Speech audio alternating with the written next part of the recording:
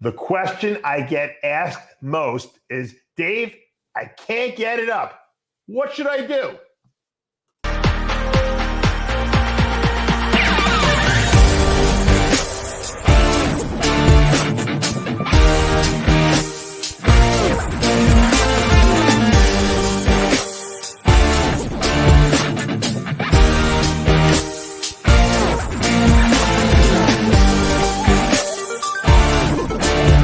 I created Species Nutrition with one mission in mind: to provide bodybuilders and serious athletes with no-nonsense supplements that work.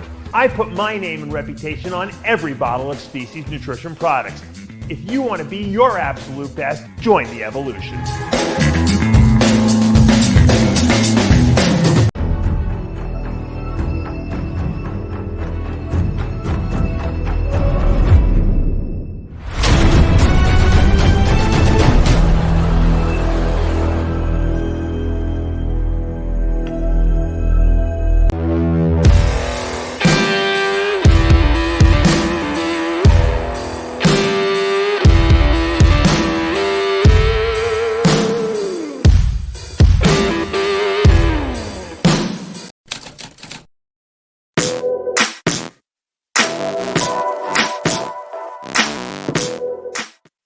RX Television, RxMuscle.com. This is Ask Dave, your 30-minute question and answer show with Dave Palumbo.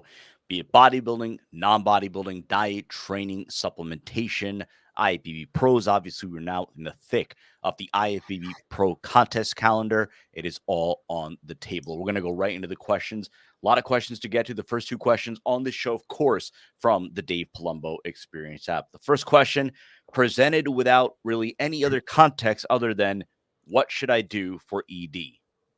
I assume he means erectile dysfunction. It's probably one of the most asked questions I get. You know, Dave, I can't get it up. What did I do? And you know what? I thought a lot of it was psychological in a lot of these individuals who contact me with that. And sometimes it is, because the first question I always ask, and it's an embarrassing question, but you know, it's a relevant question, is you can't get it up when you're with your girl, but can you get it up when you're alone? You know, if you're masturbating, and a lot of times guys, yeah, no problem. I said, well, that's psychological, because if you have erectile dysfunction, it should be all the time. It's not just when you're embarrassed and you're with another woman, maybe you're a little nervous. So having taken that off the table, assuming that it's an all the time type of situation, you have to, look at the variables. Are you on anything? Have you had your testosterone level checked? Is it low? A lot of guys, tell me that they're on hormone replacement and they feel like they were performing all right when they were off it, but now they're on it and it actually was better for the first, month or so, and now they're having problems.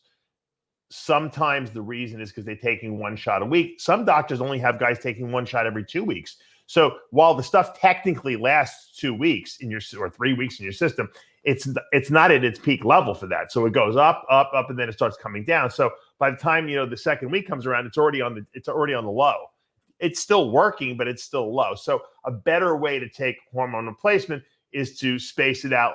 I like 2 shots. You can really get away with 1 shot a week, but you're still going to get a little bit of peak in the valley. So I say if you do like 2 shots a week, so let's say you're doing 100 milligrams a week, which is what I do, okay, which is on the low side, but I'm like a hyper responder. So I can't take more than that, or my testosterone goes too high.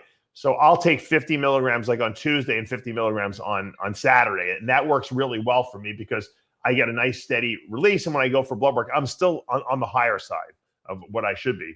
But that's just my body. Now, I know other guys that take 250 milligrams per week, and they're still not at the highest normal level. So, but those guys, I'll take, 125 and 125. So space out to 2 shots. Now, some people want to, they say, what if I take it every day, microdosing it, which is really not microdosing. You're splitting your shot into 7 days a week. I mean, you can do that, but then you got to take a shot every single day, and it's a pain in the neck, and you forget. And then what happens is you start getting erratic, hormone levels. And when you're erratically hormonal, some days you might feel good, some days you might not. So you want regularity in your body. If you have regularity, you're more likely to get less incidences of erectile dysfunction. Now, let's assume that you're doing everything right. You're spacing out your shots. correctly every 2 days or maybe even 3 times a week, whatever you want to do. And your levels are good when you check it on your hormone tests, blood work, and you're still experiencing it. Well, in some people, they have a loss when they are on hormone replacement. The testicular sensation down there is not as, I guess, dramatic because the testosterone is not being produced in the testicles. It's being exogenously distributed, and it's watered down throughout the entire body. So what goes through the testicles is a lower dosage than normally would happen if you were naturally producing it down there, which you would have a high concentration. And that's why most people get, when they're on hormone replacement, are sterile, essentially, because they're not producing enough sperm. Because if there's not a high concentration of testosterone in the testicles bathing the Sertoli cells, they won't make sperm. Okay, so, but it's, for some reason, it's not 100%. That's why they don't use hormone replacement as birth control. But for most people, that's the case. So by taking HCG, which directly stimulates the testicles to produce testosterone, it kind of mimics the hormone, luteinizing hormone, LH. Sometimes that fixes, most of the time that fixes the problem. So even small doses, like 500 IUs of HCG, maybe every other day. What that does is it causes your body to naturally produce some, even though it's a small amount, it's bathing those testicles and it's giving you more sensation down there. And a lot of times that will solve the problem for most people. Also, if you lower your estrogen too much, a lot of guys are obsessed with estrogen and gyno and some of that, and they take too many anti-estrogens or aromatase inhibitors like Arimidex. They can lower their estrogen too much, and that will kill your sex drive and will cause erectile dysfunction as well. There's also certain medications that can cause that. Beta blockers sometimes will have a problem with that and cause that. So I gotta really kind of analyze everything you're doing. Otherwise, I don't really know what the cause is. But these are some of the things to look out for. And once again, try the HCG. That sometimes really helps a lot. And like I said, if you're experiencing erectile dysfunction, it should happen all the time. It shouldn't just happen when you're with another partner. It should happen when you're with yourself too. So check that out as well. Second question, again, these first two questions from the Dave Palumbo Experience app. For an athlete that needs to drop to a lighter weight class, can you just briefly describe how you would structure a diet so that the athlete can still train optimally, again, trying to fit into a lighter weight class? I mean, a lighter weight class implies that, you have a lot of muscle and you need to get, at least to me, the way I'm interpreting it means that you have to get into a lighter weight class, but you really have no fat to lose, okay? Because if you have body fat to lose, you're going to follow a regular contest diet and you're going to just drop the body fat. Assuming that you have to make it into a lighter weight class, but you have a lot more muscle and you're sucking down, then it's really fluid manipulation for the weigh-in. Most people who come to me and say, Dave, I need to be 8 pounds lighter to make this weight class. What should I do to manipulate water and et cetera, et cetera? And I look at them and I'm like, you're really not that lean. You could be leaner. So a lot of times I'll bring people down much leaner than they think they are because they think, I got to be full. Well, you're not really shredded. So if I can get you down lighter, I'm going to put you on a lower carb diet, obviously. We're going to give you cardio. I might, if we're using PEDs, we will use some clenbuterol and some T3 possibly, to help you burn some fat, get you as lean as physically possible, deplete you as much as possible, carbohydrate wise. And usually that works to get you into the weight class. If I have to give a half a Diazide, the night before the weigh-in, I could do that as well. But then you have to have a strategy of how you're going to fill the person up, depending on when the weigh-in is. If the weigh-in's 2 days before the show, no problem. You can fill a person up. If it's the night before the show or the morning of the show, much more difficult. And that's where, coaching comes in. And that's why I do a lot of last week diet preps for people. I charge $100 and I baby step you through the whole last week. We do updates every single day. I change things as necessary and I guide you in depending on if you have to make a weight or you want to just be fuller or you want to just be dry or hard. And I do a lot of last week preps for people. I don't do the whole diet and then they'll just come to me the last 10 days and we knock it out. And I'm pretty good at that. I've been doing that for 30 years, prepping, peaking people for shows. So if that's the case and it's more complicated, then I advise you contact me to do that. It's hard for me to give you a template to follow because you really didn't give me a lot of information as far as, which kind of weight class you want to make. But these two questions are really good. And these are typical of the questions we get on the Dave Palumbo Experience app. It's an app you can download on your iPhone or your Android. at the App Store. It's $29 a month. You get Dave Palumbo as your coach in your pocket. It's all my videos I've ever done, all the articles I've ever written in one place. We put up a workout every week. I answer everyone's questions in an open forum. So everyone sees everyone's questions, everyone's answers, and I do a Q&A video exclusively for the app every single week. So it's a lot of information, a lot of learning. It keeps you sharp. It gives you someone that you can always ask questions to and get a good, answer that is the right answer based on science. And it's been growing exponentially. So I can't thank people for the support they've had for the app. And I'm really glad that you guys are enjoying it. I'm going to keep putting out that great information. So again, those two questions were from the Dave Palumbo Experience app. We now take questions from our Facebook page as well as Instagram. If you're not already following us there on Facebook, just type in the search bar RxMuscle, on Instagram, official_RxMuscle. So the first question of the show we had pertaining to ED. Another popular question that we do get on this show and other formats is about hair growth or hair regrowth. And this one is from Kayvon Southernia. Do you think that peptides for hair growth work? And if so, which ones and the best applications in your opinion? Yeah, if you guys know me, I'm always on the quest for more hair. I mean, I'm not really happy with losing my hair, and I've been battling it for the last 20 years or so, or 25 years probably at this point. And I haven't seen any peptides that have shown promise. I do know people that and some women see more success with who do like PRP injections into their head. Some people who will try stem cells. I don't know anyone who's gotten rock solid, hey, this works. It just doesn't seem to happen. I just don't see it. I don't see the data to prove it, and I don't see the results. Most people contact me when they get good results on something, especially if they know that it's something that interests me, and I just haven't seen it. It seems like the people who are taking the DHT blockers like finasteride and testosterone, those people are getting the best, overall results to kind of halt hair loss. Hard really to regrow hair. Some people I've seen have used some topical androgen blockers and they get some results from it. But, I haven't seen anything like, whoa, man, this is unbelievable. So I don't want to really, give you false hope by saying, yeah, take BPC157 or, take GH. It's going to make your hair grow. Probably not going to happen. I will tell you this. It's funny. Steroids make your hair grow all over your body faster, more, except at some point, on your head, in certain areas, it grows less because of that. But the places where your hair never stops growing, like on the side of your head, it grows faster. So steroids do make hair grow faster, especially when you're younger and you're not losing hair. It makes your hair in your head grow faster. So there's something with the DHT, receptors in the scalp that are, at some point are programmed to just start thinning themselves out, and then the hair follicle thins out and you get thinner hair, and then eventually sometimes you lose your hair completely up there. So we haven't figured out a way to reverse that yet. They've been working on it because believe me, you know how Viagra and Cialis changed the world of erectile dysfunction? Well, if someone comes up with a cure for hair loss and can reverse that, forget about it. It'll make the erectile dysfunction drugs look like a joke. It'll be a $1 trillion industry for sure.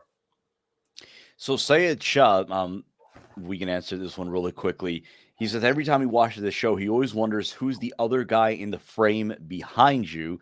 So if you want to just, direct your attention to that frame that he's talking about. Jimmy the Bull. Right. So there you go. Yeah. Jimmy the Bull. So There's blood running down his head. That is Jimmy the Bull in his prime, in his heyday. And that's Jay Cutler. What year is that from? Which one? This one? That one. This picture was by Charles Lothian. And Charles Lothian is an Australian guy who sent me this picture. And it's not a real picture, believe it or not. It's a fabricated picture because Jay wasn't in this picture. He added him in. So it's Roden, Kai, Phil, Dexter, and Jay. I don't think Jay was in this one. He added in. He made this picture. He put it all together, and it looks amazing. And I always loved it. And he sent me a signed copy of it, because he knew I loved it so much. The original Charles Lothian pictures I originally saw was when I was in Tony Darty's gym in Australia, in Melbourne there. And I'm like, holy, these are great pictures. Who did these? He's like, Charles Lothian. And sure enough, we talked, and he sent me that picture. So it's great. I have some of the other ones up here too around the studio as well. So anyway, speaking of Jimmy the Bull, that transitioned us aptly into this promo. All new episode of After Hours right now. If you haven't watched it, it was a an explosive episode. It is live right now on the channel. Basically an RX Royal Rumble, and I'm not sure if that's the conclusive end of it or if there's going to be more next week or whatever. But we shall see. But anyway, that episode is live on the channel right now. It has Jimmy the Bull, a very angry Jimmy the Bull. Yeah. But I think we patched things up, so I think all things are good. Anyway, I don't know if anyone's anything patched up, but I will tell you this: we do have a big announcement that we're going to be making in probably another week or so about a special event that's going to happen, and I think a lot of the people who watch our channel might want to be at that event, and so stay tuned for a huge announcement about we're going to be all appearing in one place, which is going to be yes, if the stars all align and what Dave told me, what Dave explained to me last night. If you're a fan of the off the wall programming that we do, specifically after hours, this is going to be one of those rare, literal once in a lifetime opportunities. So storm of the century. We won't say more, but yes, hopefully things will be resolved within the course of the next week, and we'll be making a very, very big announcement. Anyway, back to the question. So last week, somebody asked you about suffering from shoulder pain and another peptide-related question. If you recommend BPC, TB, or both. So this one is specific to tennis elbow.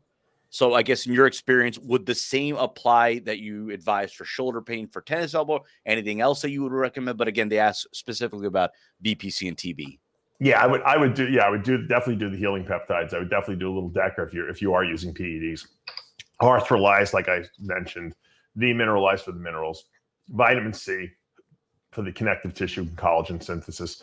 And tennis elbow, believe it or not, is not usually caused by an elbow issue. It's usually caused by adhesions in the forearm muscles. So ART, active release techniques, you've heard me talk about that before, is a great technique to help with the tennis elbow. It seems to get away, pretty much cure it very quickly. Assuming you haven't smashed your elbow, a lot of guys just all of a sudden start getting tennis elbow and they don't know what's causing it. It's because these muscles, there's a lot of little muscles in here and they get bound up. And when they get bound up, they don't slide past each other anymore and they stick to each other and they start moving like this and they start rubbing that tendon against the bone in there. And that causes a lot of inflammation in there and it's chronic. It never goes away. And they tell you to rest it, which really doesn't do anything because you're not getting rid of the adhesions. But the active release technique gets into the practitioner and it strips away those adhesions as you're moving it through its range of motion. And it's like you're instantly cured. And you can continue training during the therapy. As a matter of fact, they encourage it. And I've seen my friend Dr. Durring Castro, cure a lot of tennis elbows, like in 3 treatments with ART. So you might want to check that out. That's who you sent me to. Yeah, that's right. Yeah, you sent me to Dr. Castro, who's great and absolutely helped. Frank Chavone, there's conflicting information regarding the effects of testosterone on BPH and large prostate. Your opinion? Yeah, I mean, prostate enlargement is, I got the president calling me here. Prostate enlargement is like something that, has many different factors. Okay. A lot of times it's genetic. You hit a certain age and all of a sudden your prostate starts getting enlarged. We all think it's linked to high DHT levels, but there's something that's sensitizing the prostate to this DHT that's in your body that wasn't doing it when you were 18. Because when you're 18, you had very high DHT levels, right? Well, why wouldn't you get prostate issues at 18? And then all of a sudden at 55, you're starting to get prostate enlargement. And your DHT levels are actually not even as high as they were when they were 18. Now, some people say it's because estrogen is higher, but I don't really buy that either. I just think there's some sort of a genetic time clock that goes off and it starts, things go wrong. I mean, it's like the same reason. Why did I get an aortic aneurysm at 50 years old? I should have gotten it when I was lifting crazy heavy weights, right? No, because something genetically went off in me and I wasn't repairing things that, and connective tissue properly or something, happened that was genetically programmed. And so my whole philosophy on the prostate is, and I've helped John Romano, who said he was having some prostate issues too, is you got to take something that blocks the DHT or at least lowers your DHT in your body. You don't want no DHT because then you're not going to have a sex drive, but you want to lower DHT for sure. And that seems to definitely help and reverse the prostate from getting enlarged. So the DHT, or or dihydrotestosterone is what stimulates the prostate to grow. But it only is stimulating it in the presence of some genetic switch that has gone off. So assuming the switch has gone off and we can't turn it back, we can't get rid of that switch, we can't flip it into the off position, it's on now, we have to do something to reduce DHT, which is the thing that's making it respond. So whether you take a product like my Testalize product, a lot of times that's enough. It's not as strong as the prescription drug finasteride, but a lot of times finasteride is too much for people, especially guys who are not on full-blown cycles. If you're on a full-blown cycle, probably taking a little finasteride, 2.5 milligrams a day is going to solve your problem. And don't think it's going to happen overnight, because if your prostate's enlarged, it's going to take like a few weeks to decrease in size. So you got to take it every single day. You don't just take it when you feel symptoms. You take it all the time. You're going to start finasteride, you stay on it. The good thing is it'll help with hair loss too if you have any hair loss problems. But that seems to reverse it, and it seems to keep that prostate in check. Now, I never had a prostate problem. My father, had some prostate issues when he was in his 60s. And I've been taking finasteride for 25 years for hair loss. And, my prostate really has never been an issue for me. And I have to believe maybe that was the cause, because I've kept DHT levels, low in my body. Now, I happen to be a very high DHT converter. And I know that because I had my DNA tested. And I know a lot of people have asked about the DNA testing. I have kits on my DavePalumbo.com website. You can buy those kits. You swab your cheek, you send it in, and then they email you the report, and then they'll call you and go over the report with you. And it doesn't just go over DHT. It's like every single marker in your body. It's great to know what your DNA is. But if you're a high DHT converter, you should definitely be taking finasteride. Like I said, if you're just experiencing a little bit of irritation in the prostate, try Testalize 3 pills twice a day. This way you're not going to the extreme of having to use a prescription drug. But DHT control will definitely help an enlarged prostate for sure. Now, some guys take a little bit of Cialis, but Cialis doesn't reduce the size of the prostate. It just relaxes it a little bit. So sometimes, and obviously, if you have, it's going to help you get an erection too. But for some reason, Cialis does have a relaxing effect on the prostate. So you might need that initially just to get a little bit of, relief the first week or so. But long-term, the finasteride is going to do the trick. Black Belt Bodybuilding. I'm glad he asked this question because between this episode and the last episode, we have been getting a lot of questions about BPC157, TB500. His question is specific to injectable versus oral form. Are both effective? From what I understand, the oral form is absorbed orally. I just don't believe it's absorbed as efficiently orally. So if you have an option to take either one, I would opt for the injectable every single time, because some of it's going to be broken down by the digestive system in some capacity. Absorbing it through the intestinal tract cannot be as efficient as getting it injected directly into the body part, where you're having the problem. So if you're asking me which one is better or is there a difference, I would say always opt for the injectable form. Let's go to there's a question from Here we go. If given the option of taking long-acting insulin, treshiba, or an oral medication like Jardiance, which would you prefer and why? Also, is it true that when you start taking insulin, you will most likely need it to be on it for the rest of your life, which is what most doctors will tell you? That, first of all, that's not true, that last statement. A lot of times we start running high fasting blood sugars for no apparent reason, just as we get older. And I have pointed out in the past, in bodybuilders, and I'm assuming most people who watch the show at least work out, right? People who work out and kind of eat right, your insulin sensitivity is usually pretty good. Usually the problem occurs is because we eat a lot of food. We eat 5-6 times a day. We've been doing this for 25 years, and we're just not producing enough insulin to absorb all our food. So we start running high fasting blood sugars over 90 regularly, and we want to counteract that. A lot of times you can take a long-acting insulin like Treshiba or Toujeo or Atlantis or Novulin, and you could do that for 3 months and then stop. And some people, and I've seen it happened to me when I originally started doing it, my blood sugar control was perfect after that. It was almost like it gave my pancreas rest, and it regenerated enough that it was producing enough insulin again. And it lasted a long time. It lasted 6 months, 8 months. And,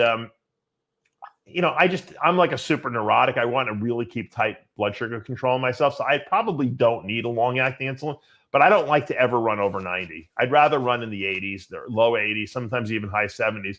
So I opt to take a long-acting insulin. I have a prescription for it. I use Toujeo I would prefer to use treshiba, but Treshiba, which is pretty much comparable to once a day insulin, is covered by my insurance plan, and that's why I use that one. But I just find that it gives you the best control. Now, do I need to take it forever? I don't have to. I can stop it anytime I want. Taking the insulin doesn't make your insulin production worse. Matter of fact, it makes it better because, like I said, you're arresting your beta cells, and the beta cells will regenerate. Those are the cells that produce insulin. So taking insulin is never a for life thing, unless you want to make it for life. I don't have a problem taking it for the rest of my life as long as my insurance keeps paying for it and the doctor keeps prescribing it, because you know what? I know the tighter that my blood sugar control is, the less likely I am to get side effects related to higher blood sugars down the road. Dementia, loss of eyesight, the extremities, toes, fingers, neuropathies and stuff like that. I don't want that. I refuse to get it, and I'm desperately afraid of losing my mind. I do not want to get dementia, and they have shown that there's a direct correlation between even very small elevations in blood sugar, and the accumulation of damage in the capillary beds of the brain that is cutting off blood supply to the neurons up there in your brain, which causes dementia. If you kill enough over time, you're gonna have a problem. So I would rather personally take care of that. Now, taking a drug like the oral medications are not doing anything to help your insulin. So the pancreas is still under stress to produce a lot of insulin that it can't keep up with. So you're taking drugs that lower your blood sugar, but they're really not giving the pancreas a rest. Taking a long-acting insulin is giving the pancreas a rest and is going to stop the progression of the beta cells dying off. It might not reverse it totally, but at least you're getting rid of the progression. At the end of the day, no one has a problem taking testosterone replacement for the rest of their life. So what's the difference if you get a prescription, you're on insulin the rest of your life, long-acting? It doesn't matter. You don't have to take it forever, just so you don't have to take HRT forever. And it's not going to make the situation worse. It's only going to make it better. Let's go to Alexander Jaramazov. Do steroids boost your immune system? I've noticed while on cycle, I feel much more immune to flus and viruses, and I never get sick. And whenever I get sick, it's usually when I'm off cycle. Curious to know if gear has anything to do with it. Yeah, the old saying when I was first starting anabolics in the 1990s was that, it suppresses your immune system. And that was BS. They used to say that because doctors didn't know the difference between corticosteroids like prednisone and anabolic steroids. So they thought all steroidal compounds did the same thing, suppress your immune system. Which is ridiculous, because if a catabolic steroid breaks down muscle, it raises blood sugar, reduces inflammation, and and suppresses immune system. Why would an anabolic steroid, which does the opposite of everything else, it increases muscle mass, it boosts immunity, it does everything the opposite of a catabolic steroid. So I don't know why people would assume it would suppress immune system, but yes, it boosts your immune system. I don't know how much it boosts it, but it seems like you never really get sick on those until you come off. And then when you're off cycle, that's when I used to get sick every year. Once a year I'd get sick, and that was usually when I was on off period. So yeah, I don't know how much they boost it, and I don't know if it's significant or not, but they certainly don't suppress your immunity. Let's go to Angelo vs. Angelo. I understand deadlifts aren't always considered good exercise for bodybuilding in regards to risk to reward ratio, but if you had to deadlift, would you do it on leg day or back day? I've switched around throughout my career. The majority of my career that I was lifting heavy weights, I always did it on back day because I felt like it was a lot to do on leg day. There was a brief period where I was doing it at the end of my leg workout, which sounds insane, right? You squat, you leg press, or squat and hack squat, leg extensions, leg curls, your legs are fried, and then you're going to go to the deadlift. But to be honest with you, for some reason, it didn't really. I lifted pretty much the same way, because you know what? I was so warmed up from all the squats and all the other leg stuff that when I got to the deadlift, I would just put on my head. I didn't need to warm up anymore. I would do 2 sets basically. I would do I think I was deadlifting maybe 6 plates on each side at that point. So I probably went to 5 plates and then went to 6 plates. I did 2 sets for like 4 to 6 reps, and that was it. When I did it on back day, because I needed to warm up more, I wound up doing more sets. So I would do 4 sets of deadlift. So most of the time I was doing it on back day, and I never did it every week. I always deadlifted every other week. So that seemed to work a little better. But if you really deadlift the right way and you drop your butt down to the ground and you really, push from those heels and squeeze those glutes, it helps your squat. So because it's really the bottom of the movement. If you think about it, think about what squatting is. Deadlift is the bottom of the squat movement, and it helps you push out of the hole when you're down there, sitting on that weight all the way at the bottom of the movement. That driving right from the hole is what you do when you deadlift. So I felt that they really complemented each other, and the deadlifts allowed me to squat more, and the squat obviously, complemented the deadlift as well. So, but I did switch around. I kind of like it on back day better than leg day, but for a while I was trying to prioritize my back, and I didn't want to overwhelm myself with deadlifts on that same day. And it for a period of time, it seemed to work. Best name that we've ever had asking questions, Raw Muscle Glutes. Here we go. What is the deal with all these TRT doctors saying that you need to be on, quote, bioidentical hormones? What does that even mean? Why would that be better or somehow safer than non-bioidentical hormones? To me, it's BS. It's bullshit. It's all the same.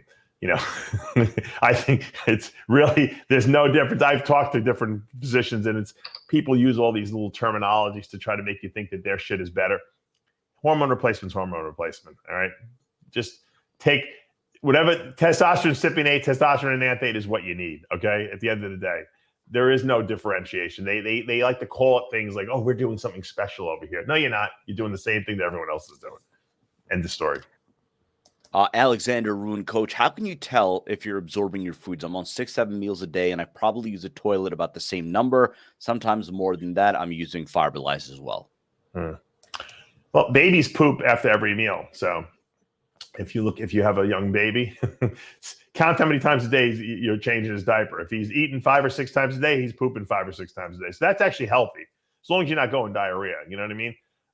Usually people go with, especially with fiberlyze, they go in 3-4 times a day, which is about average, but you want to poop regularly because that means you're moving waste through your intestinal tract at a good rate. The only time it's not good is if, like I said, if you have diarrhea and you feel like you're over pooping, you're dehydrating yourself. But if you're taking fiberlyze, fiber actually will regulate you. So if you go too much, it'll slow it down a little bit. If you don't go enough, it'll speed it up. And like I said, as long as the consistency is not like water that's coming out of you, then you're good, and don't worry about it. A lot of people complain that they feel, they're eating 5, 6, 7 times a day, and they feel backed up all the time, and their stomach's always full from eating. You should be happy that you're moving waste through your body at a nice, efficient rate, which probably means your colon is very healthy. Also, I wanted to make another, note, Sid. Maybe you can, I don't know if you want to pull up a graphic for it, but The new Protolyze high protein pudding is finally back in stock. And the reason it took so long, took almost a year, Sid, because I had to reformulate it. We have a new probiotic blend in there that's shelf stable, meaning that you don't have to refrigerate it. So the actual pudding, which is 30 grams of protein per serving, it's delicious. We have chocolate, vanilla, has probiotics and prebiotics in it, which are obviously the food source for the probiotics. And it's not only delicious, it's great. You can use it while you're dieting. It's low carb, low fat, and you get a really healthy dose of shelf-stable probiotics in there. I think there's 7 strains in there or something like that mixed in. And I'm telling you, it's probably the best product that I have. It was an expensive product to make. We kept the price the same. And I'm telling you guys, when you're sitting around at night and you're dieting for a show and you want something sweet, you make a serving of that, 30 grams of protein, plus you're getting all those great probiotics in there. Then before bed, you take your fiberlyze, man, which not only helps your colon, but it feeds those gut bacteria too. You're going to be super, super healthy, and you're going to be in a much better mental state too. Because remember, when the probiotic organisms are really populating your colonic tract and your intestinal tract with the right amounts, they help produce all those feel good neurotransmitters like serotonin in the brain. So 80% of your neurotransmitters, the serotonin in your body, is made in your gut. And they can only be made in your gut if the probiotic the good bacteria in the gut is there. So great product, guys. Check it out. It's back on speciesnutrition.com. Let's take a couple of more questions. We have a lot of questions. I'm not going to get to all of them on this show. We're going to wrap this up soon. Yeah. Let me grab if you have time for one more. I'm trying to see whatever we haven't asked yet. Something along something a little different. I'm going to be interviewing, by the way, Sid, while you're looking. Yeah. I'm going to be interviewing this doctor today. I don't know when the video will be. I'll probably in a few days. He is cutting edge on cholesterol and heart disease. There's a lot of new research out. This guy's been saying this for 25 years, but cholesterol is not important. As a matter of fact, you want high cholesterol because cholesterol is important for brain development, for the nervous system, and for heart health. What's not good is high triglycerides. So he's gonna explain why that's the case, what the new research coming out of Japan is, and what he suggests that you worry about and not worry about in your blood work. And he also tells you why statins, and I've been saying this for years, are so terrible for you. So this is going to be a great interview. You're not going to want to miss with Dr. Martin. Let's take this one. It's a two-part question from Bilal Hamide. Two questions regarding whey dosing. First would be that for a protein serving that has less than 1 gram of carbs and sugars and 25 grams of protein, why is this scoop or serving size valued at 32 grams? Where did the other 7 grams come from if it's not from carbs or fats? Second would be sometimes the scooper's serving weight is not as accurate as indicated in the tubs when measuring on a scale. Why is that? Yeah, I can't tell you why some companies are not accurate on the scale, but some scoops are heaping scoops, some scoops are level scoops. If you scoop mine out, I know it adds up perfectly. So, but they're heaping scoops. Now, getting back to what you were talking about the yield of the protein. It's a good question, and I had to do a lot of research in this myself because we have most scoop sizes are 33 grams serves. That's the weight of the actual protein you're scooping out. Now, like you said, most companies are anywhere from 22 to 24, maybe 25 grams of protein per that 33 gram scoop size. Now, theoretically, the flavoring system takes up a couple scoops and there's some ash in there that's another gram or so. But by and far, if my protein is 33 gram serving size and I have 28 grams of protein per serving, which is the highest yield you can get, it makes sense because 5 grams is consistent with the flavoring system and the ash. When you have a discrepancy of 7, 8, 9 grams, where you have a 33 gram serving size but only 24 grams of protein, that's a 9 gram discrepancy. Okay, 5 of them could be the ash and the serving size, but that means there's either fillers in there, or more likely they're lying about the fact that there is lactose in there, because when you use a lower yield protein, what it means is that you're not getting all the lactose out of it. You're getting most of it out, but not all of it. So there's still a few grams of that in there, and that's technically a carb.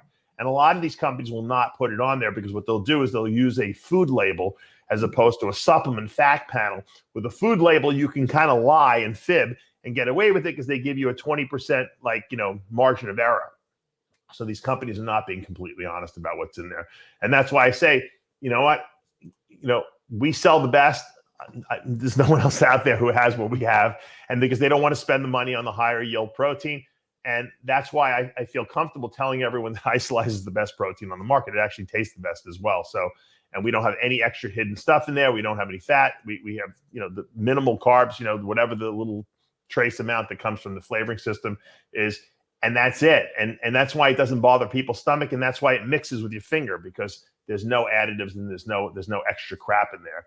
And once again, if that's important to you and you want to put the most, the best product on the market into your body because you want the best results, then you buy our products. If you don't care and you don't care, what junk you put in your body, then you can buy the cheaper stuff. But there is a difference, and it's important to understand that. It doesn't make the other products worse or better. It just means that we have, the Ferrari of protein powders, and other companies are, Toyotas. That's all. And they're all cars, right? They all function the same. They're all protein, but what do you want to put in your body? I always wanted to put the Ferrari. I always want to drive the Ferrari. I want to drive the best car. I want to put the best fuel in my car because I consider my body, a high performance vehicle. If you consider your body a high performance vehicle, you'll spend an extra $1 or $2 on the best stuff out there. You have the option, but you have to be an educated consumer to know how to read a label and understand which products are the best. Simple. Let me just sneak this one in real quick. It's from Musclehead. When enhanced, is sleep as necessary? I'd like to sleep less during my 24 hours. I believe Arnold, I guess he's citing a breakdown from Arnold during his competitive career where he broke down a 24-hour day and mentioned that he would sleep 5 hours. Now, that was a different time. Your thoughts on sleeping less while enhanced? The more you sleep, the better you grow and recover. End of story. Steroids just make things work better. They make you build muscle better. You shouldn't change any of the factors: diet, supplements, training. It's all the same. Sleeping, it's all the same. Every little bit will add to the progress that you make. Steroids just enhance the process and make it better. Can you get away with less sleep and still recover? Yeah, but you're not going to make better gains. You're giving up some of the gains. You're leaving some improvements on the table because you're not getting enough sleep. I used to sleep 8 to 9 hours a night, I would sometimes take a nap during the day for 45 minutes to an hour. So the more you sleep, the better you will recover, the bigger you will get, whether you're on steroids or not. End of story. There's no shortcuts. That's going to do for this episode of Ask Dave. Again, if you haven't already done so, subscribe below, hit the notification bell again. Explosive episode of After Hours from yesterday live on the channel, as well as this past Sunday night's episode of Heavy Muscle Radio.